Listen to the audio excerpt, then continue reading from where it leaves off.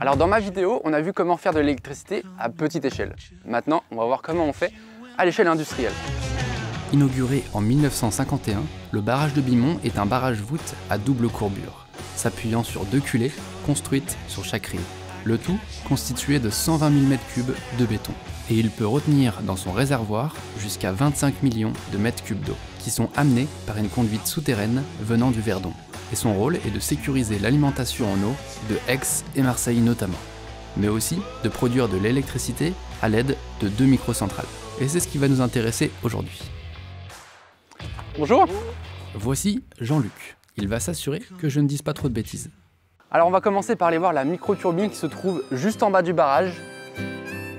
Bien que modeste avec une puissance d'un petit peu plus de 1000 kW, elle peut quand même alimenter jusqu'à 300 foyers en électricité.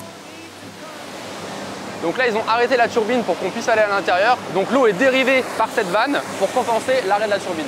Et oui, le barrage alimente en partie Marseille en eau, donc il ne faut surtout pas interrompre le débit sortant. Donc maintenant on va pouvoir aller voir la turbine.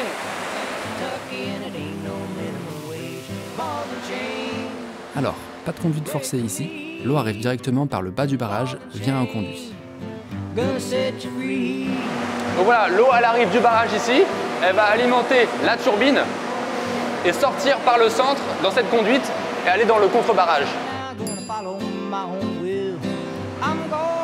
Ensuite la turbine est accrochée à un axe qui va faire tourner l'alternateur. Dernière étape, l'électricité générée par l'alternateur va repartir sur un transformateur pour élever la tension et aller sur le réseau électrique.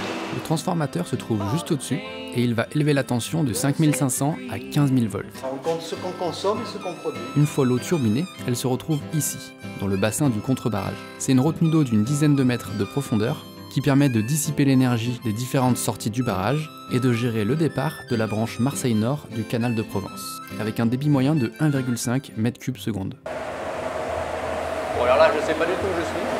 Je vais peut-être aller demander. Le barrage est sécurisé et surveillé à distance par des centaines de capteurs. Et plusieurs fois par semaine, les équipements sont testés par le personnel.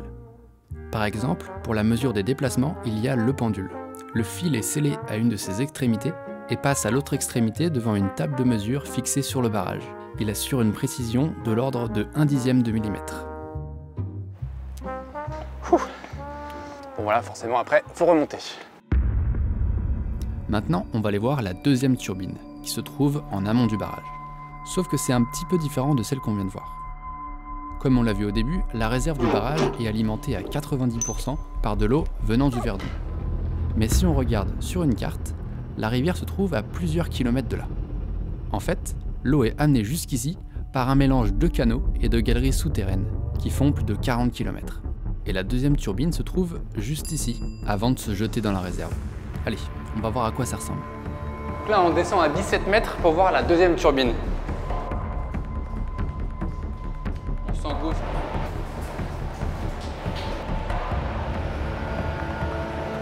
Là, on est 6 mètres sous l'eau. Bon, du coup, ici, on est sur une turbine Kaplan, mais on ne peut pas la voir, elle se trouve à l'intérieur du conduit. En fonctionnement normal, elle va produire de l'électricité grâce au volume d'eau entrant. Mais elle peut aussi fonctionner en mode pompage, pour renvoyer de l'eau dans le réseau en amont lorsque cela est nécessaire. Par exemple, lors d'opérations de maintenance. Et ensuite, même principe que l'autre turbine, elle est reliée par un axe à un alternateur et rejoint le transformateur qu'on a vu tout à l'heure pour être renvoyée sur le réseau. Voilà, c'est la fin de cette vidéo. Merci beaucoup d'avoir regardé et puis merci à la SCP et la FNTP de m'avoir permis de venir ici. Je voulais aussi ajouter une petite chose, c'est que chaque barrage a ses caractéristiques bien spécifiques et donc ce qu'on a vu ici ne sera pas forcément pareil sur un autre barrage. Par exemple, il n'y avait pas de conduite forcée ici.